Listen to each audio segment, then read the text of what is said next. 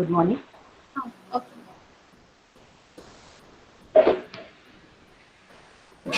Oh, okay. Uh, we are supposed to start at 10:30. I think we have around 40 minutes. We could wait for another 1 or 2 minutes, see how many more are joining, and then we'll start in another minute.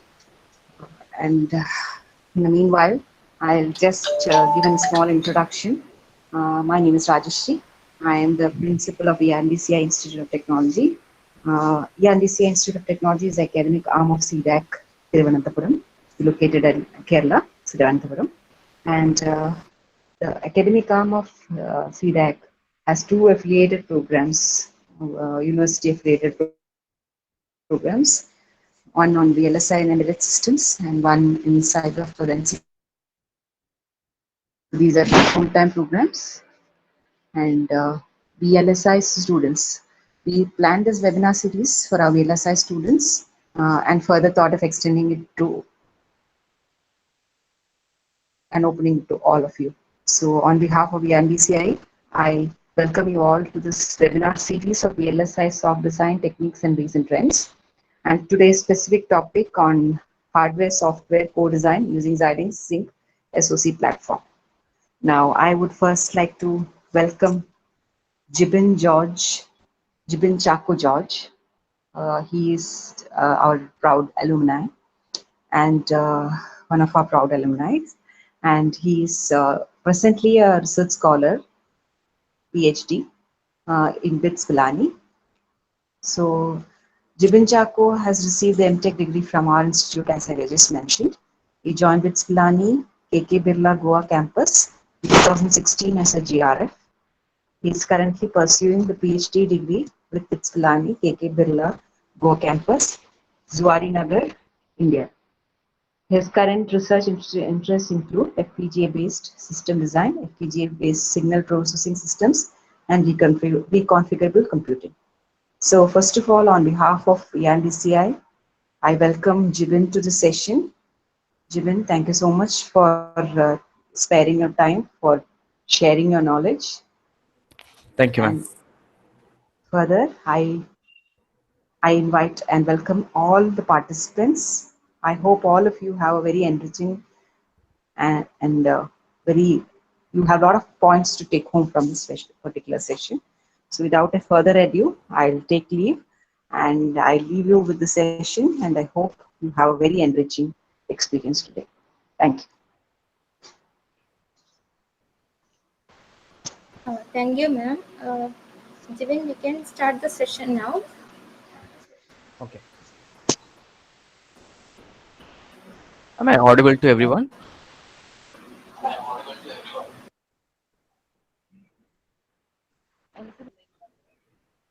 Yes. Okay.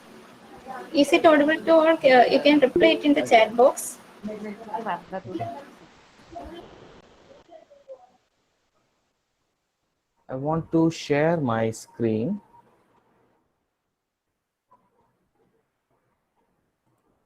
You can choose in the below present now button is there. You just open the PPT and then So everybody can see, I yes, guess. we can. Yes. You can put it in slideshow. Yes, okay, it's true. Yes. So good morning, everyone. First of all, I want to extend my thanks to ER&DCI team and CDAC team for inviting me to this webinar. So myself, Jibin Chaco George, I am a research scholar at BITS Pilani Goa campus. So for today's session, I am taking a topic on hardware software co-design using Xilinx Zing SoC platform. So let's look at the list of contents. So first of all, we'll discuss about hardware software co-design. Then we'll go about how to partition your entire design into hardware and software, which are all things you should consider for partition. Then we'll discuss about SoC. Then we will go from what are the different Xilinx SoC available in the market. From that broad spectrum, we'll only take Zboard as an example. We'll have a little study on the architecture of the SoC inside ZBoard. Then we'll talk about the AXI protocol, the protocol inside the ZBoard, which is used for the communication. Then we'll go for demonstration, and demonstration will have more focus is on the demonstration. We'll go through it. Then there are references.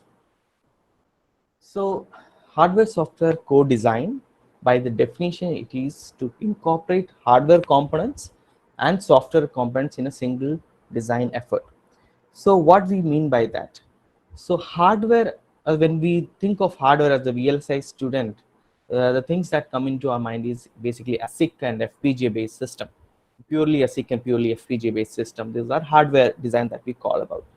What is the use of using hardware is we have the performance is enhanced, we have a very efficient energy utilization, and we can have a very high computing algorithms implemented in hardware, and it is also used to meet a very hard dead time.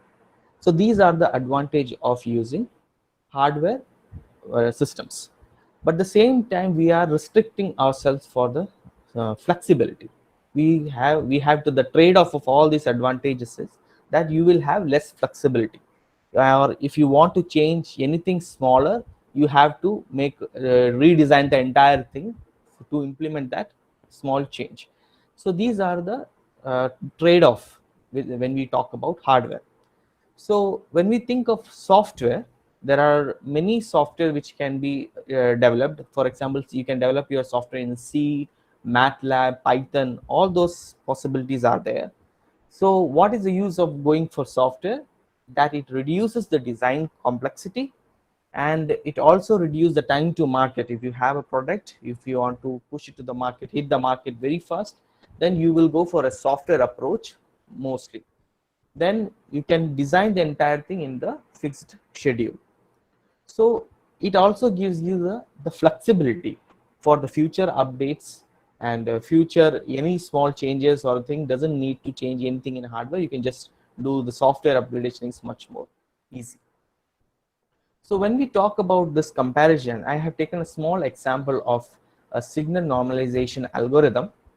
So in signal normalization algorithm, there is one, this is the paper I worked on. I implemented this algorithm in hardware and software, and to compare what is the performance achieved in both platforms. So in hardware, I implemented it in Zinc 7000 FPGA.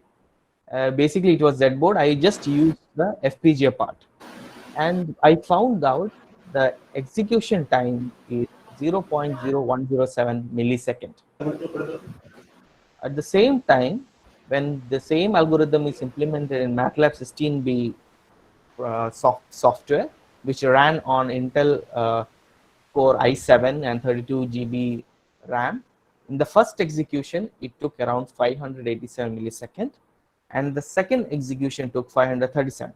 You might notice why I have put two execution periods. Every time the first execution takes the more time than the second execution. In the second execution, the variables are already loaded, so it doesn't take that much time to execute. You can see there's a difference of around 50 milliseconds in the second execution. So I have taken from second to the 100 execution, and I have taken average. The average is 537 milliseconds. So you can see how fast the hardware can run compared to software. So this itself says that the hardware is around 50,000 times more faster than the software implementation, even if it is in i7 or very high-end PCs. So we can see that there are limitations in hardware, there are limitations in software. So at the same time, there are many plus points in hardware, and we have many other plus points which are complementary in software. So in 1990s, there was a thought like, why don't we mix both in our design flow when we are developing a system? Why don't we use the best of hardware and the best of software to develop the design system? So they came up with hardware software co-design to use the best of the both world, hardware and software, and implement the design. So here is the basic part, how we divide which work go for hardware, which work go for software. So for the hardware part, whatever you implement in FPGA, basically the higher computation task is pushed to hardware. Wherever you require to meet strict time constraints, you push that work to the hardware, and you use software to kind of give the control signal and parameters to the hardware. So you can also give data as input to the hardware for computation. So when we say that, we can also, when you connect your board, your hardware with other peripherals, for example, ADC is there, DAC is there, and other sensors are there. These sensors use different communication protocol. You can develop this communication protocol in software, which is much easier to develop and communicate with the device. You can develop SPI, UART, CAN, and I2C. There are many protocols you can use software to develop it. So these things helps you to reduce the time to market. You can develop your product very fast. At the same time, very computation intensive work can be pushed to hardware, so that your performance is also maintained. At the same time, there are many hardware computer tasks which cannot be, or is taking more time to consume, time to design hardware, can be pushed to software. So this is kind of a decision the user takes, or user decides that which is best for my system. What things I should put to hardware, what things I should put to software, so that I get a more efficient design. So let's see what is SoC based system. So now system on chip, or SoC, is a computing system on a single silicon substrate that has both hardware and software. So hardware software co-design is there. That technique you can actually use in SoC based system, where you have both hardware and software in a single chip. So the advantage is that the power leakage is less, and it is more efficient, and you have everything in one. So there is a single chip solution, so you can develop your many things inside. So like that, there are many advantages of using SoC. So hardware has all the electronics part, and the software is something which runs on the top of it. So basically an SoC can have a microcontroller or a microprocessor. You can build your SoC around a microcontroller or a microprocessor. It is up to the vendors and the companies which can make it. Then there has to be some memory. Then there has to be some input output ports to communicate with the processor, like that. Then there should be some secondary storage like SD card, hard drive, RAM, DDR. Those things are also there. So these all things are the some components, basic components of the SoC. So what are the examples of SoC that we find in the these days? So mobile phone is a classic example of SoC, where you have hardware in form of ASIC accelerators, which is used for video decoding, encoding, image and communication based system. You have hard IP for doing the heavy lifting. At the same time, you have software OS running on top of it, so that everything is controlled, and control setting and all is done by the software. So this is a classic example of today's SoC systems. Then basically there is FPGA based SoC systems, where you have processor, which is called PS, and you have FPGA fabric, which is called PL. So you have both hardware and software, which is PS and PL, implemented in a single chip, and that is called FPGA based SoC system. Okay, so we will see what is what Xilinx has to offer for different SoC based system. As you can see that Xilinx offers single core Zinc processor, dual core and multi-core processor systems. So in their SoC category, you have single core systems, dual core system and multi-core system, where you have your single core ARM processor. Basically they are using ARM and other processor also there. ARM processor will be there. Then there will be FPGA part, PL part will be also there, programmable logic. So you can see that Mini Z is there, Micro Z and Pico Z is there for single core. For dual core, they have Z board Zinc 706, 702, Then for multi-core, multi-core means MPSoC is the new thing, which is multi-processor SoC. Which you have options like 102 boards are there, 104 and 106. So these are the different boards available. So one more thing, recently they have ultra scale RF SoCs. RF SoCs, radio frequency SoCs, where you can process data at the speed of gigahertz. You have ADCs and DACs available in the board itself. So to process that much data, right? So for today's presentation, our focus is on Z-board. So Z-board is a SoC. It's using a Zinc 7000 SoC, and it has a PL of 7 series programmable PL, which is RTX 7. Then it has a dual core Cortex A9 processor as a processing system. So Z-board is very powerful board, and which has the SoC based system, and it looks like something like that. This is the board that you can see. It has power plugs, JTAG for the debugging and programming, audio I/O boards, Ethernet connection, HDMI, VGA. Then it has inbuilt XADC is there from Xilinx. Then it has for high speed data transfer, there is FMC cards are there, push buttons, slide switches, and P modes are there. P modes are used in both single ended and differential ended also. And you have USB connector to connect your keyboard and mouse, all you can connect. Then UART plug is also there, and external JTAG is also available in this board. So as you can see that Zinc is provided by Xilinx. This entire board is developed by another vendor, which is Avnet. So they are selling it with DigiLend and their other partners also.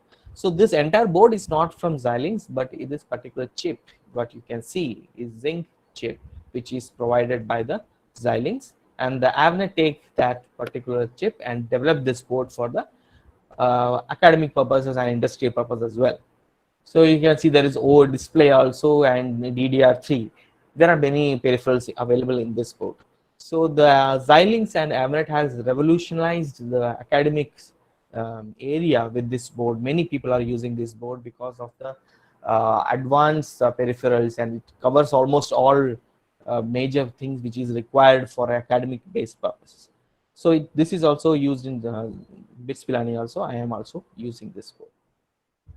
So what is the architecture of the SoC which is there in Z board? So you can see the Zinc 7000 SoC architecture is given. It can be divided into two parts.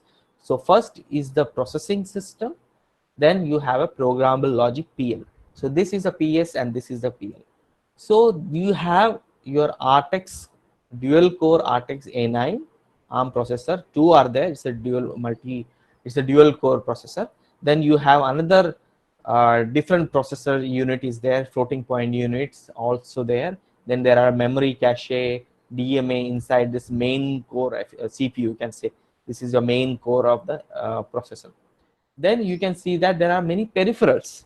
With the ARM processor which is using, it has inbuilt SPI protocol 2 are there, I2C protocols are there, CAN protocol, UART, and general purpose IO, GPIO, then DMAs, all those things are there. Then there are external flash controller and the DDR controller, all those memory aspect is also available. Now the question asked is how the PS and PL communicate with each other. So for that you have high performance AXI ports. You can see that there are high performance general purpose AXI ports. You can see that the AMBA interconnect is surrounding the entire processor. So AMBA is some specification from ARM processor. It's a communication protocol, and AXI is one of the protocol for made for AMBA. So you can see that the processor is surrounded by AMBA interconnect, and AXI protocol is used for the interface on the connection between the hardware and software. So let's have a small introduction on how the AXI protocol works. So earlier they were using AXI 3 protocol, now they are using AXI 4 protocol. AXI 4 form is Advanced Extensible Interface. AXI is a part of the ARM's AMBA specification.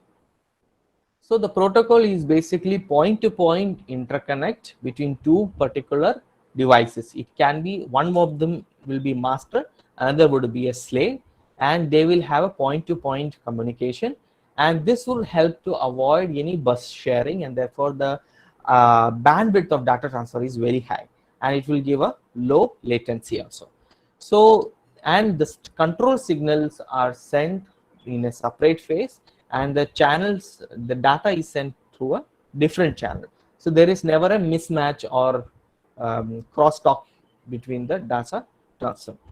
And when there are many type of AXI4 protocol, as you see, we are using AXI4 as the latest specification. There is AXI4, AXI Lite, and AXI Streams. As you can see, these three are the major protocol. So if you see that AXI4 is used to send data at a burst of 256 data at the same time. So it is used for burst transfer of 256 data. AXI Lite is used mainly for sending the control signals, and it is based on a register based single memory mapped protocol. So it is all register based and it will memory map, and it will send this register based memory map systems. Then there are AXI Stream. AXI Stream is used to send the data continuously. It is used in the DMA. When used with DMA, whenever you are sending a huge ADC data or video streaming data, you will go for AXI Stream protocol, which will be used to send the stream of data without any loss. So there are much research going on in this area. You can explore much on these platform AXI protocols. So okay, so now we will go for a demonstration. That's the demonstration in we will go. The solar installation is concerned. Is there any doubt till now?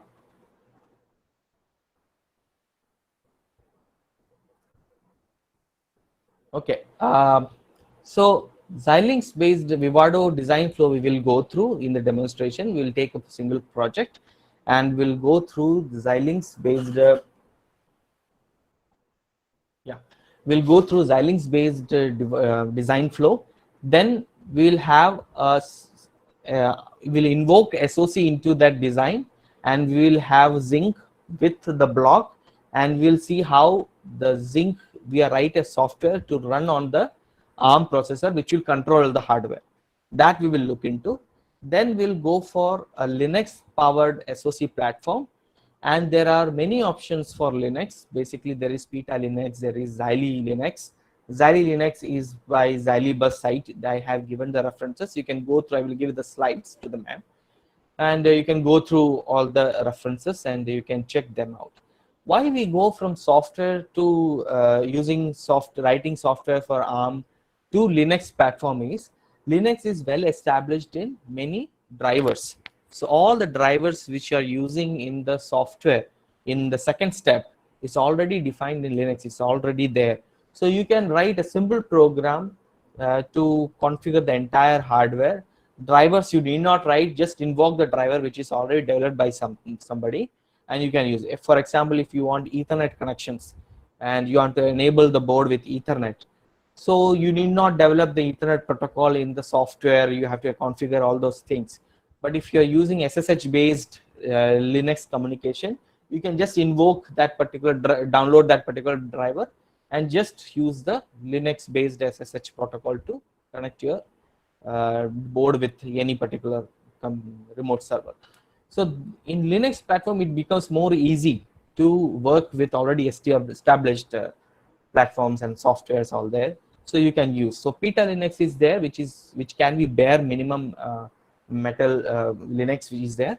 Then there is Xyli Linux. Xyli Linux is already the kernel is built. You just have to use it, download it in your SD card and just use it. So Xyli Linux is what I am using in the demonstration. Okay, so let's. I believe there is no doubt till now, and we can just go for the demonstration.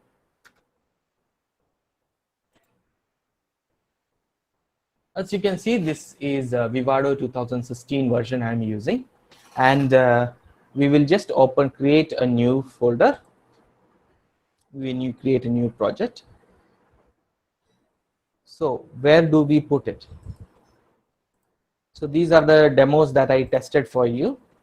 I will make a new folder here, demo. So I'll copy this and I'll paste here. So it's a demo, something inside demo, project 1. Demo. Maybe I can have one more folder inside. It's just hardware HW.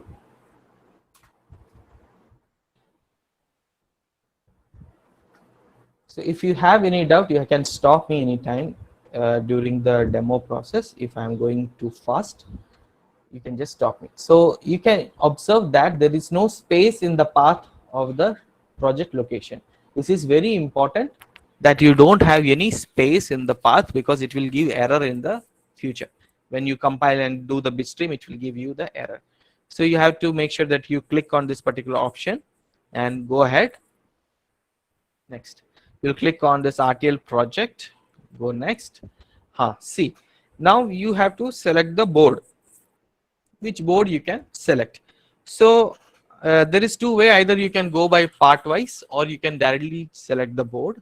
But if your board is not incorporated, then you can just select the part. So here I will go family. I know that it is Zinc 7000. I click there. Package, I know it is 484. Then speed, I know it's -1. As you can see in the slide, these are the specifications. So package this and speed -1.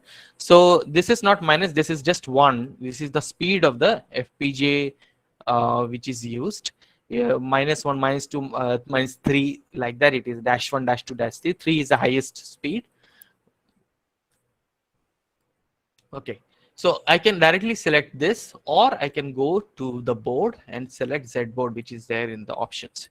So this is also a kind of introduction to the tool design tools, and you can finish. So as you can see that like any other tool, you have a project manager, you have all the details of synthesis is there, simulation, synthesis, RTL analysis, implementation, and the program and debug. So these are the flow of the steps and different steps and the flow of the design. Then you can see that there is a window here, project summary. You can have all those things here. So you will, as of now, we have to add our source file. We'll add a source file here. We'll say create or design source file. So now I will add add file. I'll go to add file. I have already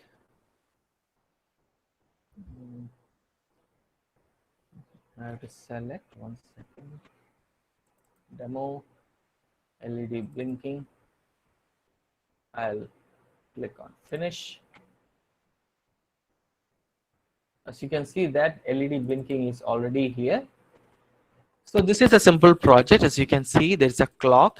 There is just input, which is saying that if this particular switch is on, you do the entire process.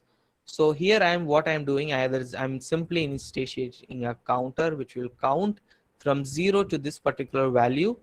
Then for that much time it is all ones. After that it is all zeros, and when it reaches this count, it's a very high count, then at time it will become a 0. So this project is used to demonstrate that a particular LED is blinking. At the same time, I have used a signal assigned. I've used a signals SIG, and the LED out 7th bit I'm passing to this SIG, so that I can observe what is happening in the scope. For example, what is happening there and on. So this is a simple project. All I have to do is now, first I will do this run synthesis. I can check whether the synthesis it is correct or not. Then I can go for implementation. where implementation what is there, and then I will click on generate. So instead of doing that, I have already done that, and I will show you what all these results are. So what you can see in the things, so that to save up time. So let's see, I have this, I can just go open project, test it, LED blinking. I'll just open this project. As you get to see, I have done the bitstream generation. So in each, this is the same LED code is there. Everything is done for this. So I will just open the schematic.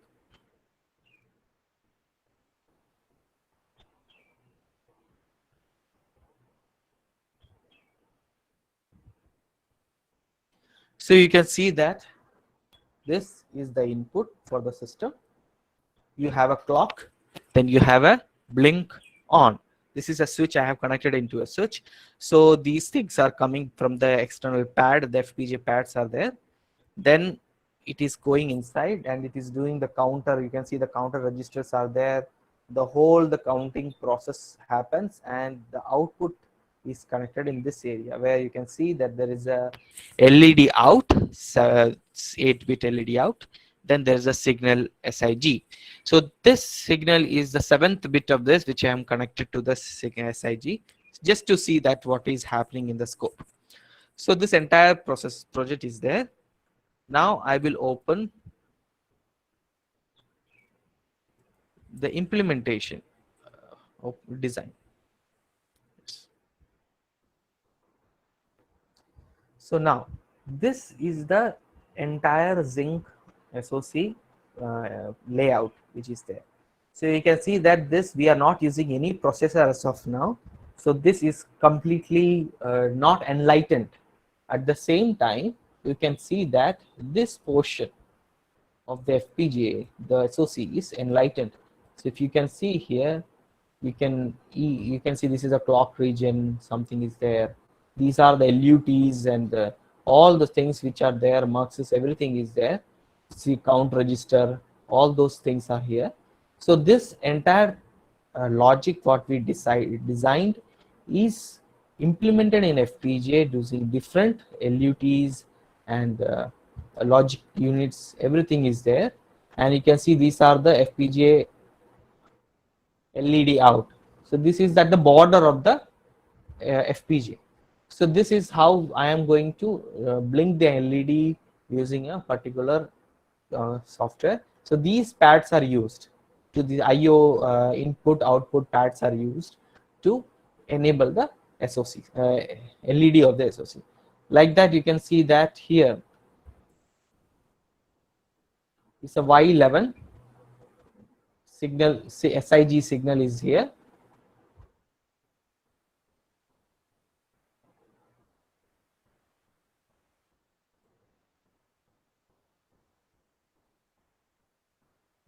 And Y9 is clock. So we have I have not shown you how to give the clocks and the constraints here. You can see you can just add your constraints. You can click on add sources. Here you can click on add constraints, and you go next, you can add a particular file. If you see that Y9 is the clock where I have connected the clock, so it runs at 100 megahertz. The entire FPGA runs at 100 megahertz. And there I am using an onboard slide switch which has a pin of F22 is the pin name, and I have connected it to the blink on, and there is different LED outs. So these things are the same name I have to use here. LED out is there, I am using LED out here. Blink on is here, I am using the same thing. So these are there to configure the whatever you have designed into the actual FPGA board. The pin constraints are given in this particular file. It is called .exe, it is Xilinx constraints. So it is done. So now is the moment of truth. I have to show the output of entire thing. At the same time, you can see that there's a resource utilization. Here you can see different graphs there post implementation. LET is used 1%, flip-flop 1%, I input output buffer 6%, and there is a buffer. So this can be seen in table form or graph form. You can decide. They can see that the power used by the chip is also mentioned here. The temperature, junction temperature, all those details are here. Timing constraints are also here. It's very important that you don't violate any timing issues. Then all those things are here. So now I will switch on my board.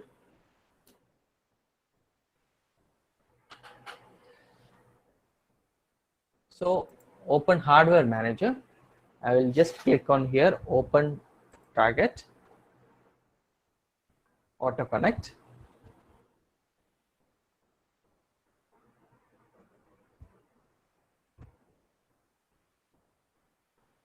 Program device. So as you can see that there is a bitstream file which is they asking for, and it says that this is the particular bitstream.bit file which is going to be dumped into FPGA. You can see that debug prog file, nothing is there because we have not created any debug file. For Xilinx offer ILA based debug system where you can invoke ILA debug probes used for debugging the each input and output everything. Then for example, you want to see the count, how the count is moving, incrementing every time is added each time. You can probe this count register in the ILA and you can observe it in the flow. So that itself will take another hour class, so I am not going into that. So I will just show you my FPGA board which I set it. Switch camera. Okay, as you can see that this is my PC I'm using, and this is the FPGA board, this is Z board. As you can see that it is powered up, and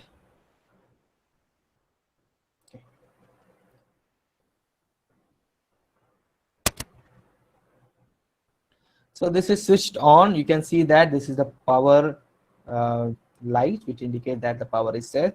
As you can see that there is no LED linked here because the bitstream is not yet dumped into the FPGA, it's not burned into the FPGA. The moment I click on program, I click here on program, the device is programming. As you can see that, okay, so you can see that the bitstream is burned and the blue LED which says done is there. And I have this sliding switches which says that a particular when this is on, the entire blink should happen. At the same time,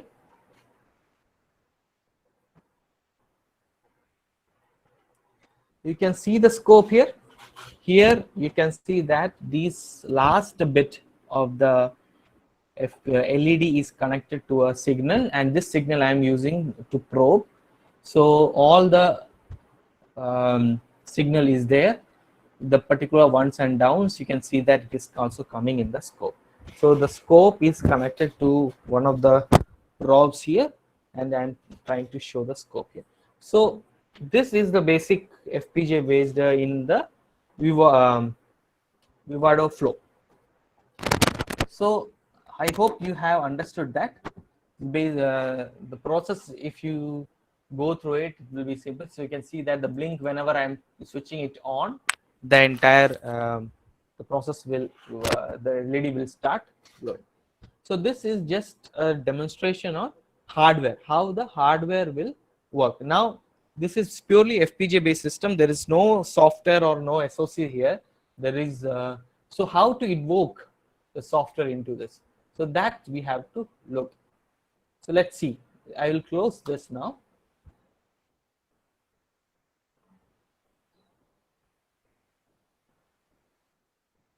I will open, I have to make another project from which I will show you how the SoC is invoked.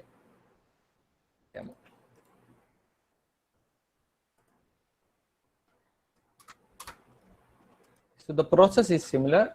You go to the Vivado project, Vivado 16.4. You create a new project.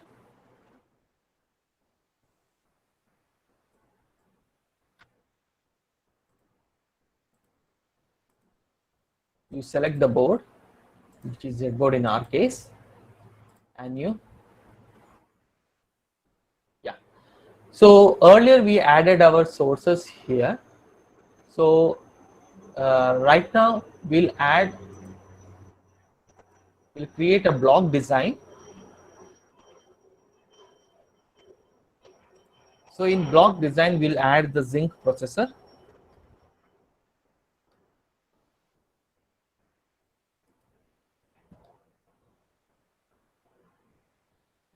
So this is a zinc processor. You can see, I will double click and give you some more info. So as you can see that you have Cortex A9 CPU, 2 dual core are there. Then this is the entire APU application unit. Then there is many peripherals, IO peripherals, SPI peripheral, I2C, CAN, UART, GPIO, all these things are here. Then this part, the gray part is the PL.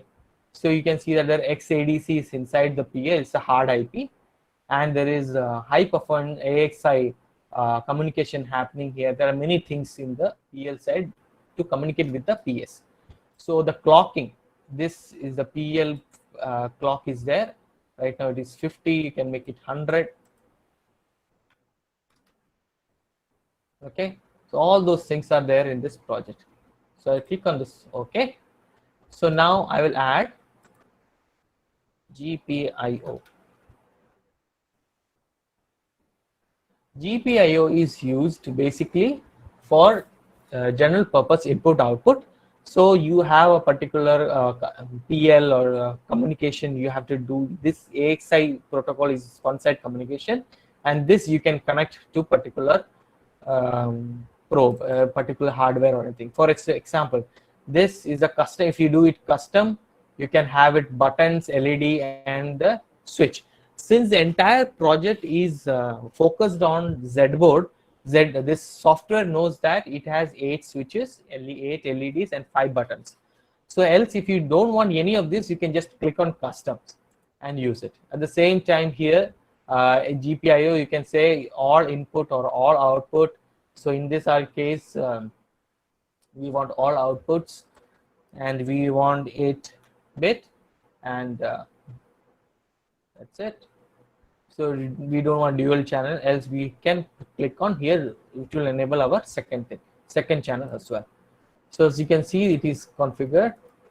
There is a 7-bit here.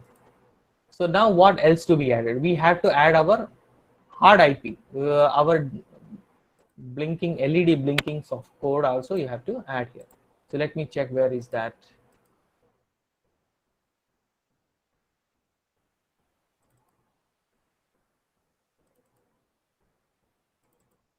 Okay. So here we'll go for adding the constraints, add file. In the demo, tested hardware, this, yeah, finish. So as you can see here, LED blinking is there. So this entire thing is there. So now what my objective is to say that how the hardware is ready. I'm using software to control the parameter inside the hardware. So I can see that the LED value is something, earlier it was not there, it was plainly blinking. I cannot change the values of there. So every time I need to change anything here, I have to come here, do the change manually here, then compile the entire thing again. So this is a big hectic for me. So now when software is introduced in the system, I can just say that there is an input LED value which is there. It is going out for the LED. So same program, but this is made configurable. It is made flexible here. So this will change. So now what will happen? It will LED out whatever value I am sending here will come as LED out, and the rest it will send 0 only. So I am using the same here. So everything remains the same. Only thing is this I made it flexible. Now how to add this block? There is the option add module. You can see the LED blinking is already there. So here it is there. So now I will do run block automation. So Xilinx has made it very easy for us to configure the entire design. You just have to click on those buttons and it will say, okay, I will do all this for you, right? All this automatically. So now there are, even though it does it automatically, it doesn't know what to do. Sometime it will, if you are not giving instructions, it will make decisions on its own. So if you see that the GPIO is directly made external, which I don't want, I will connect this. It's a 4-bit, okay. To be made custom, and here it has to be made 8. It has to be OR output. Okay. This I will connect to the LED value, and the clock of the entire thing I will connect.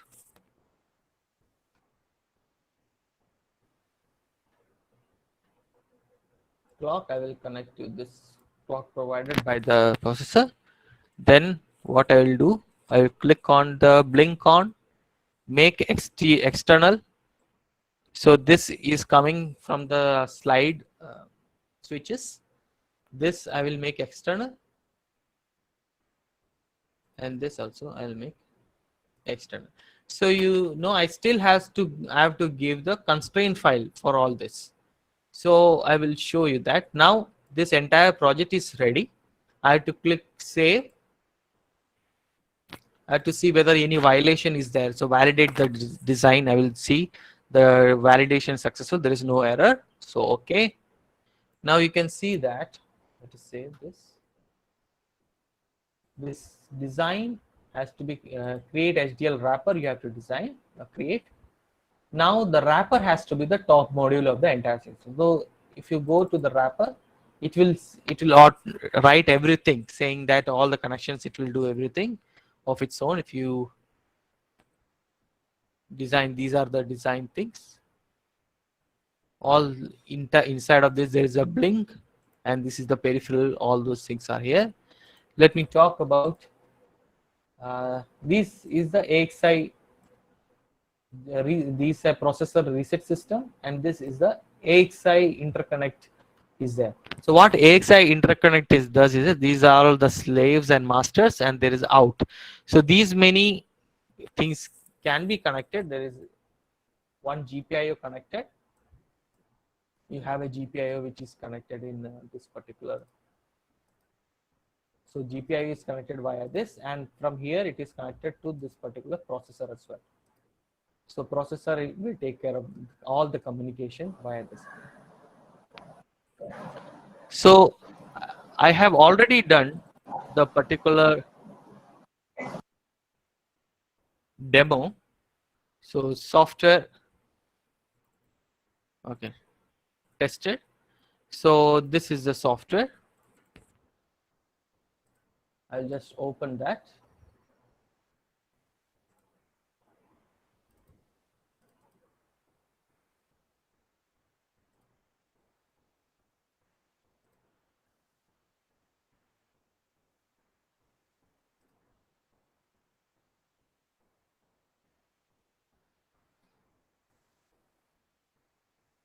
So I have generated the bitstream for this. Everything is ready for you to see. As you can see that there is the blink, the clock is connected, the blink on is from the external, and the signal is there, and the LED is out. So now we can do some observation here. We'll open the schematic. So you can check on these schematics and see what all their components inside when it is doing the implementation, synthesis, all those things, and explore more into it. As you can see, the blink on is there, which is the input, is going into this particular design, and the output is LED out, entire out is there. Similarly, the signal is coming out via this. So you have to go inside this particular thing. Box. You can see here many things. As this is a GPIO that we used. This is the AXI reset system. This is a processor that is there, and this is the small hardware. So till now what we understood in hardware software co-design, earlier we had just this block which was hardware, just the hardware, and there was no control over it. You just have a blink saying yes, the data is already embedded in the HDL Verilog code that is written. There is no control of you to change it. Every time you want to change it, you have to go through the Verilog, you have to change the Verilog. Now you can see that this value itself is coming from software. So you don't have to change it now. If you want to make any changes, just update it from the software and it will be reflected in the hardware. So this is the advantage of the flexibility of the software is introduced into the hardware. Now this small thing is there and your entire system is there. These all are hard IPs. The ARM core is there, which is the hard IP. So it is already there in the entire FPGA fabric. So it is not something taking extra space in the FPGA fabric when you are introducing ARM core. So it is already there. So I will just show you. If you remember, I showed you this particular block. So earlier this hello.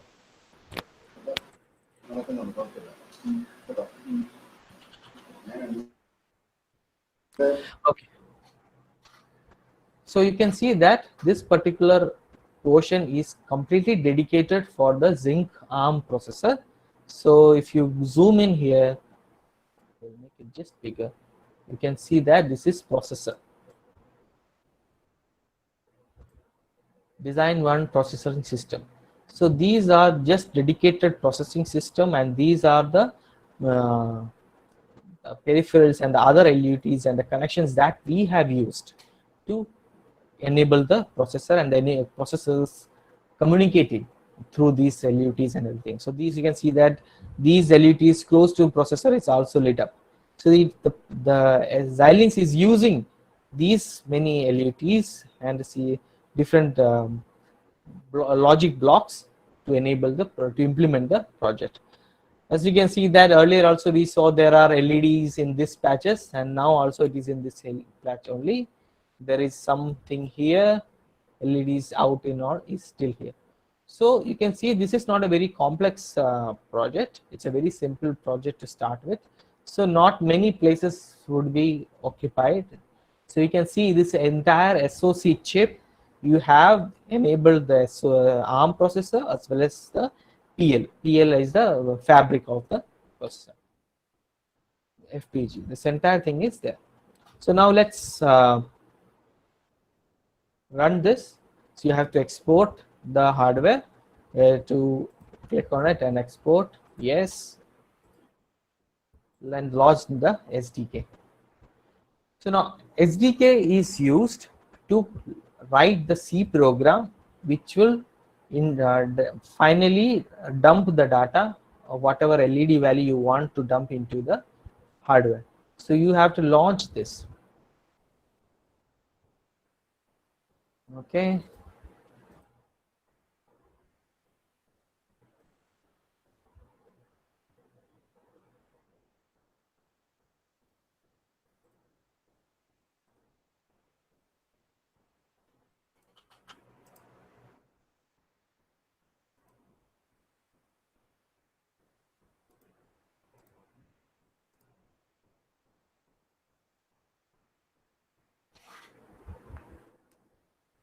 Yes. So this app I already developed for the demonstration purposes. So how the ARM processor works, it's all based on register based mapping. So you can see that there's a couple of things I have to show you here, which will give you more understanding of this addressing editor. So you can see that AXI GPIO is there and it is given a particular address, which is 4120.0.0.0. So this particular address is used whenever the AXI want to communicate, the processor want to communicate something to GPIO, it will use this particular address to call it, and there are many registers, and it will write into that particular memory address to address to particular GPIO. I will give more info on this. For example, you have GPIO H.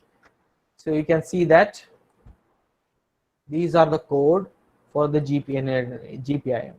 So here you will find that there is H.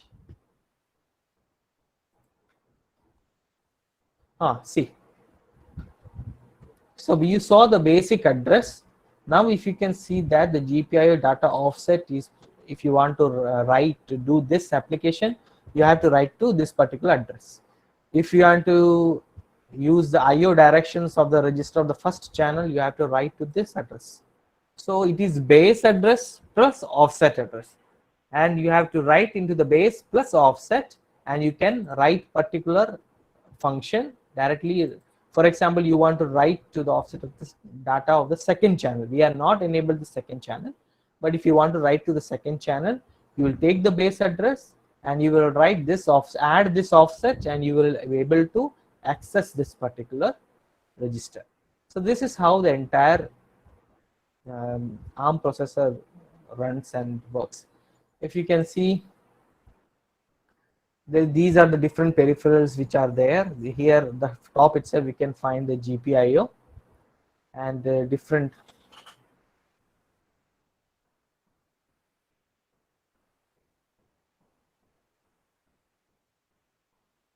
UART is there. All those things are here. So these things are connected. If your hardware IP is also having AXI protocol, then it will be listed among these. Since it is not having any AXI protocol, it is directly connecting via the GPIO. Only the GPIO is connected. This is connected via the directly, you are controlling this via the GPIO. You can also have AXI enabled IP which will do the same purpose of this, but that is a different class altogether. So that's why it is not listed here. So now let's go for the programming. As you can see that the programming is very simple. You have used initialization, where you are saying that the GPIO base address is this. So you can see if you click on that, control and click, you say the base address is 41200. It is same as what is there in the editor. So you know that you are addressing to that particular GPIO. So now what else has to be done? We have to write discrete write function we have used. If you go there, you can find that this is the particular description of this particular function, where you have just used instantiating it. Then you are writing which channel you are writing to and what is the data you are writing. So it's as simple as that. So now let's see how the processor works. So it's the hardware software project. I will connect with the hardware here. Either you can control first dump the bitstream via this, or you can use this particular SDK to do the entire process. I'll just show you. So here is what you want to do. You want to reset process or the entire system. I say the entire system you do. Then the bitstream is there. Search bitstream is loaded. Then the tickle file is loaded. Application you have browsed. You have app application. Then the SDIO. What it's connected through a UART. So you have to configure the UART port.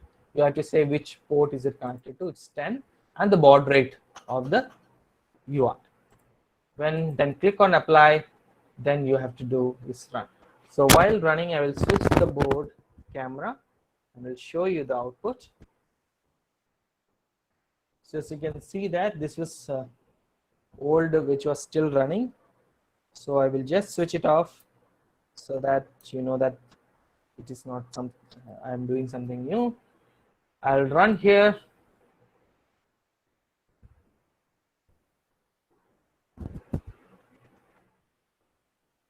So the FPGA programming is happening, and it is the bitstream is dumped into the this. You know, so that it is coming, reply is coming, hello world, which is printed here. Now let's see whether the board works exactly the same. So if you see that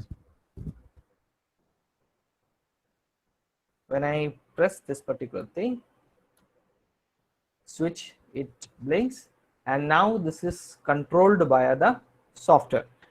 To verify this once more, what I will do is I will change the value to F0. Now only 4 bit will be enabled and rest of the value will be 0. So now I will do the same process again.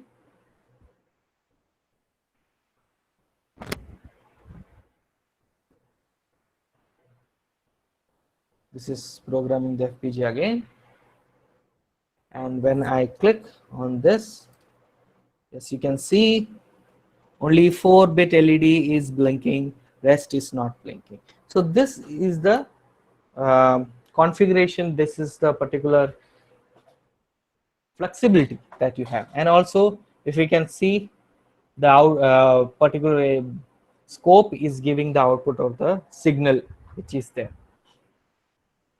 So this is basically how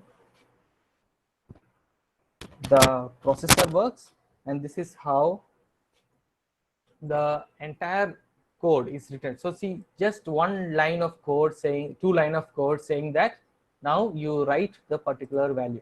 So this is how the software brings the flexibility into the system and makes your life more easy.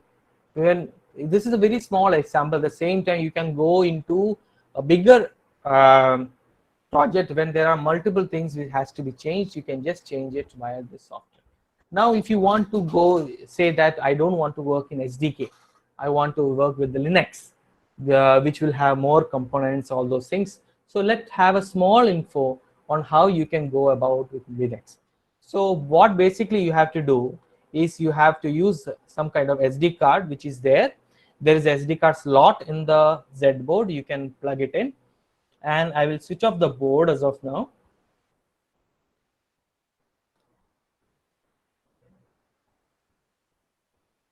And I will use PuTTY. So you can see I will use that board. The Linux is up and running. It will take some time to load everything.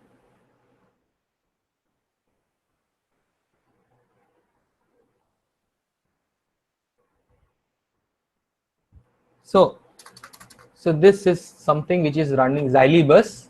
Xylibus is provided, Xyli Linux is provided by Xylibus. You can go to this website and read a lot about this. This is a very good tool to work with.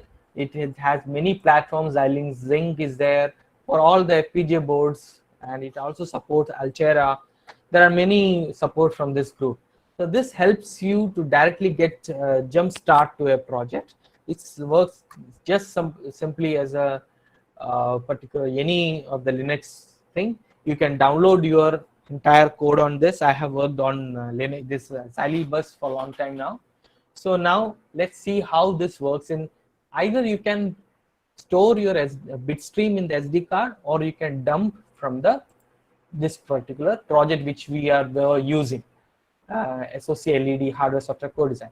So you will just open it, auto connect.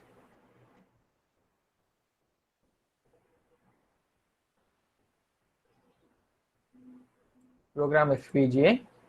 As you can see that this is the name. You click on it, and the FPGA is programmed. Another beautiful thing is the FPGA programming and the SoC programming, the software programming is 2 different channels. So it doesn't interface, it doesn't disturb the other way, or there is no crosstalk. You can independently do the bitstream burning into the FPGA, and your UART is handling the all the C core based thing. So you can see that it is bitstream is done. Now what I will do is I have SSH protocol. So you can see that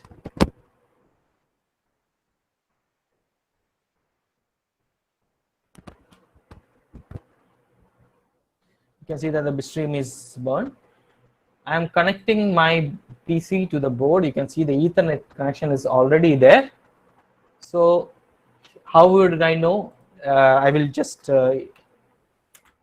So these two are having the same things. All the files are same desktop, then FMC, FMC3, DMA, all those things are same. So this is basically the same system.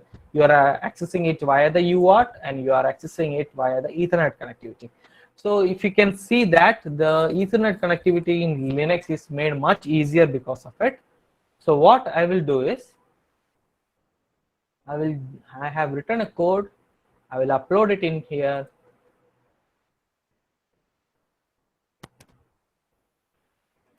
You can see that LED write underscore HWS is already coming. So it is sent from Ethernet and is received, and I'm showing you. Now I have to compile. I have not compiled this particular software. So GCC you can use LED underscore write underscore tab. Okay. HWC. This is already written. I will show you the code.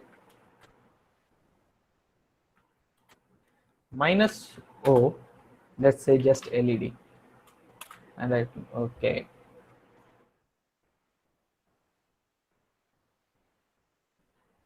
There is no file. LED right. Okay, there is a space here. Sorry.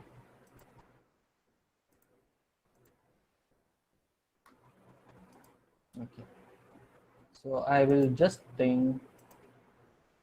upload again. As you can see that LED, there are two LED, this and this. So there should not be any space. I will do the same thing again. And voila. So this LED is done. So I'll try to execute this LED thing, as you can see. And I will say I want 256 as the data. The moment I send enter, this has to be on.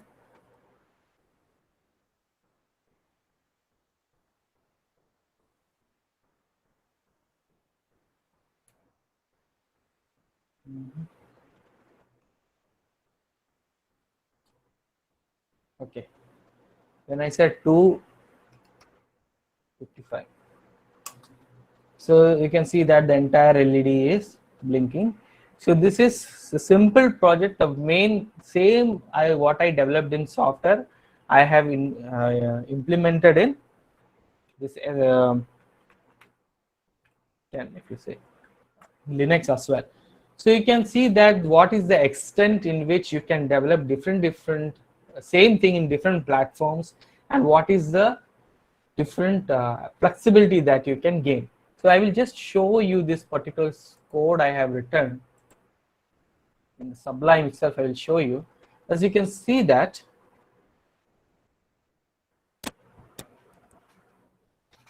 so I have received, this is the IP. All you have to do is say that what is the address of the GPIO that you are going to use.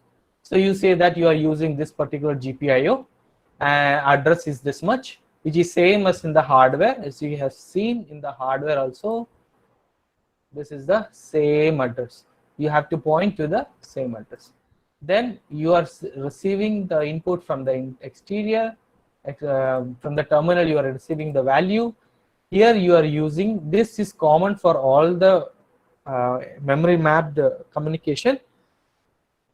You are to use this particular pointer, and this is the command which is used to write the value into the LEDs. You have to just write this. At the same time, written in what you have to do to write and read in different ways. So this is the offset. If you have a particular channel 2 and the value to write to that register is 8, then you have just put 8 and write there. So it's a simple project which you can do. So my objective for the entire this talk webinar that we did is to show you that how we can ease our work in hardware software code design. I know it is very overwhelming to grasp software which is very new to you all. Maybe some of you might know it already, but some may not. So But if you're doing MTech and you're doing some kind of project, you can definitely explore what all the possibilities there in this particular project. I want to show you another extent of my project. I will not give a full demo, but I will just show you what I have developed in part of my PhD work, just to showcase. So this is what I am working on. There is hardware, software. This is FMCW, reflectometry data acquisition and analysis. So this entire thing is developed in Python. So Python is used to remotely configure the Linux platform, and simply the way we were seeing that using different commands, same command that we did. As you can see that /LED, I'm using /FMC main to pass my different parameters. This Python program is doing the same thing to configure the FPGA via Linux and pushing all the important control signals to the FPGA. That's how we can have so much flexibility. So you can see that many data can be entered in the program, and that will help you to have a more flexible, more control over your more flexibility in your system, and you can achieve hardware software co-design. You can use different hardware software co-design, and this is a classic example of hardware software co-design I have tried to achieve. So with this, I would like to conclude my talk. If anybody has any doubt, can address me at this time. I will be here. So we had spoke about this, and this is the reference of different slides I have given you. I will share the slide with madam, and if anybody want it, I can give it to you. Thank you. Hand it over to CDAC, or if you want to ask any doubt, you can ask.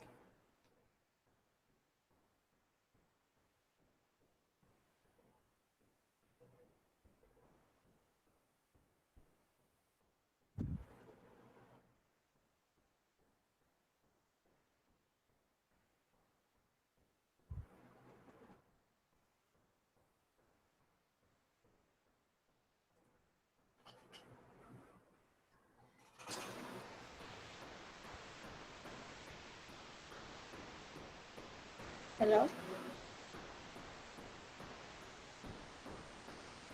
Hello? Yes. Yes, ma'am.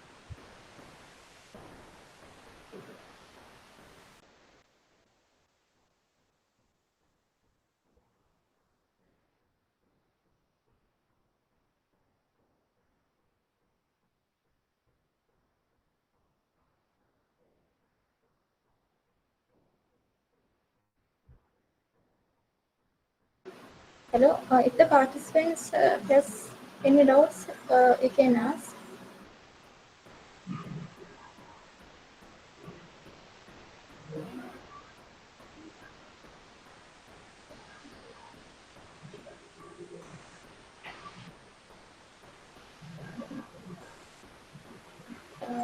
I think some questions are coming in the chat box. Okay, I just check.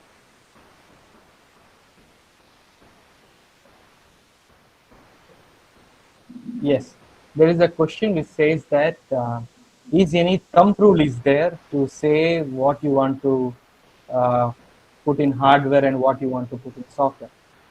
It's all depends on the particular designer. You know your system well. So basically what we do mostly is anything is taking time consuming computation is there, which the software will take maybe a day to do, or it will take a lot of time. So that can be done very fast in hardware.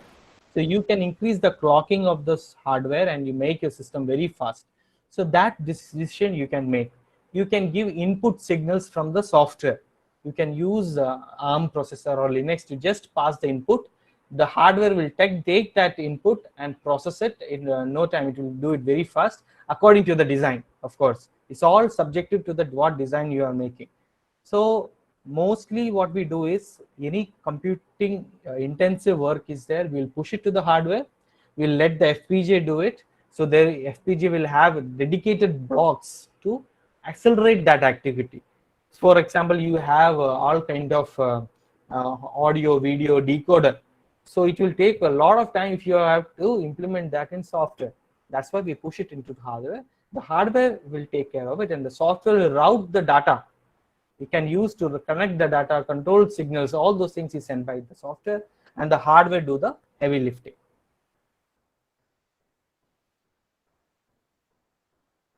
Okay, somebody is asking, explain on the speed field in part of the number of SOCs, how to choose which one is best for the design. So how would you choose how you select a particular microcontroller for a project? In the similar way, you will see that how much you will make a basic project, and you will know what we do is we first implement it in hardware, and we'll see that how much LUT it is taking, how much resources it is utilizing. Is it this particular FPGA, is it over performance for this particular particular task? If it is over performance, we can go for something which is having less number of LUTs to do the same thing. Industry look at this at a different level. They will look for the cheapest FPGA, the cheapest system to make, so that their value, the particular product is not expensive.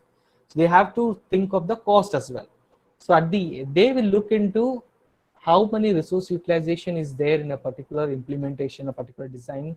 Then they will choose the FPGA which is having that much resources, and if SOC is required, they will have something of their own SOC. They will also select based on that. Mostly, if they don't require more than one processing core, they will not go for multi-core processing.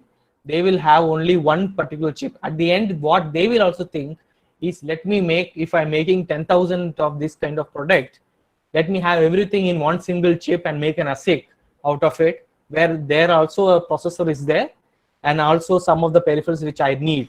So I'll put everything together in one ASIC. So that's what they will think to cut on down the cost.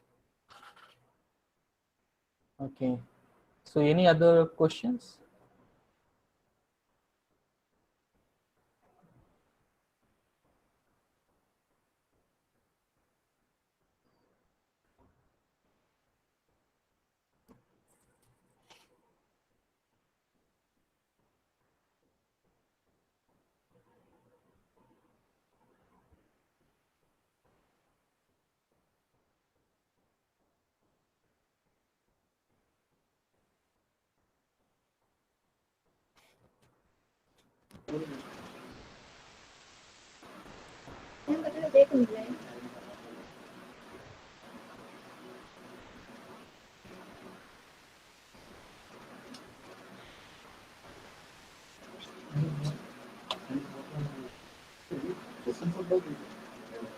Hello, is there any questions? Any more questions?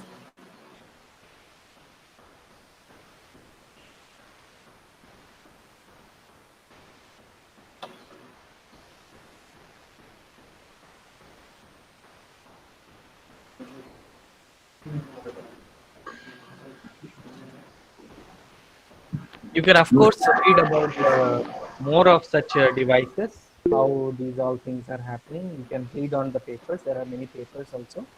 I have a few papers also based on this particular topic and device, FPGA based system designs. You can go through it to have a more understanding.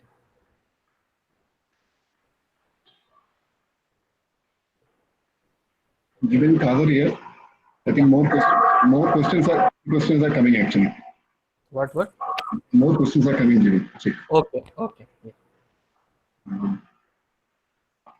So we can I think in the chat. Okay, chat box. Yes. It's okay. Jivan, you can hear me, right? Yeah, I can. Yeah, you just read their questions.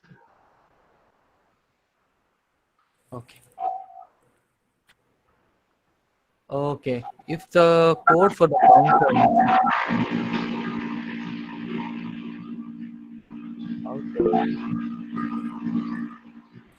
Okay, let me check.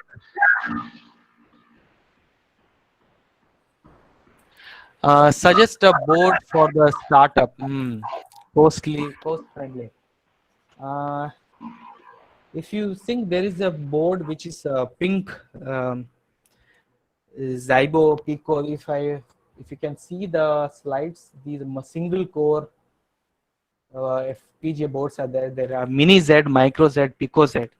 These are many first single processor. These are not having much computation, also intensive. You can start with any of that board.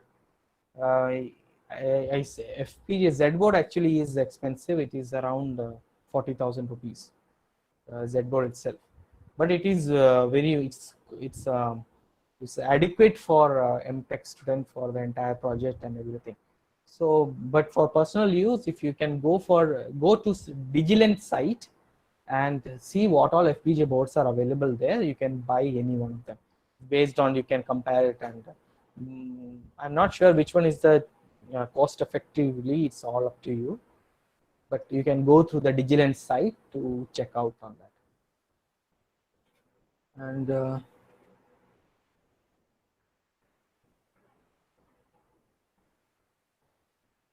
so it's the code for the counter module in C++, how the system hardware utilization with respect to Verilog. Okay, so we'll see the system. Let me check.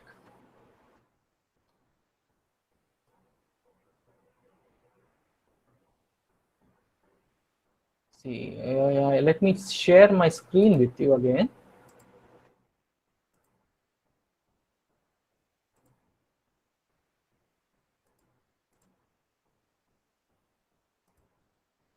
So I hope you can see this. Yeah. So this is the hardware software code design. You can see that there is LUT is 1%. Earlier fifth flop is also 1%. The buffer is also 3%. It's very less and is similar to what we already had. Even though we have implemented ARM processor entirely on this, this is the resource utilization used for this FPGA based PL fabric alone. Including ARM processor does not make much difference in the resource utilization. So we can see that is because it is already having hard IP of ARM processor in the processor. It's not taking that much of the what do you say, the PL part. So you can see that it is very less in the particular.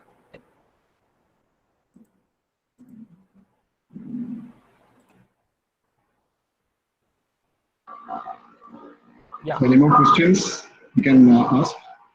One more question is about the clock.